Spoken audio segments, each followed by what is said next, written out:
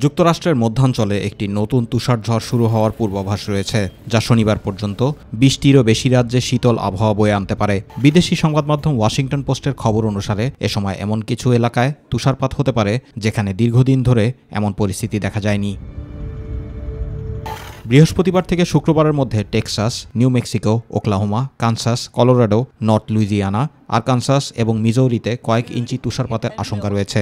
এতে যাতায়াত ব্যবস্থা বিপর্যস্ত হওয়ার পাশাপাশি প্লেন চলাচলে বিলম্ব ও শিক্ষা প্রতিষ্ঠান বন্ধের আশঙ্কা রয়েছে। দেশটির আবহাওয়া পূর্বাভাসে বলা হয়েছে, শুক্রবার থেকে Mississippi, Alabama, Georgia, Tennessee, Kentucky এবং ক্যারোলিনাতে তুষারপাত আরও বাড়তে পারে। সপ্তাহান্তে তুষারঝড় আঘাত আনতে পারে মধ্য আটলান্টিক ও উত্তর পূর্বাঞ্চলেও। এই ঝড় শেষ হলেও তীব্র ঠান্ডা অব্যাহত থাকবে, যার ফলে দেশটির মধ্যাঞ্চলীয় রাজ্যগুলোতে তাপমাত্রা এক অঙ্কে নেমে আসতে পারে। এদিকে ভয়াবহ দাবানলে পড়ছে যুক্তরাষ্ট্র শিল্প, বাণিজ্য ও আর্থিক কর্মকাণ্ডের অন্যতম প্রধান কেন্দ্র লস অ্যাঞ্জেলেস। বিশাল এলাকা জুড়ে ছড়িয়ে পড়া এই দাবানলে ইতোমধ্যেই ১২০০ একরের বেশি এলাকা পুড়ে গেছে।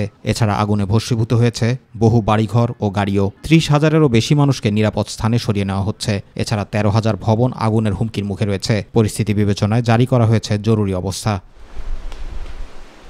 যুক্তরাষ্ট্রে এই তুষারপাত ও দাবানলের প্রভাব জনজীবনে ব্যাপক বিপর্যয় ডেকে এনেছে। এ অবস্থায় জনগণকে সতর্ক থেকে পরিস্থিতি মোকাবেলার আহ্বান জানিয়েছে দেশটির কর্তৃপক্ষ। জুবাইর রহমান, মাই টিভি নিউজ।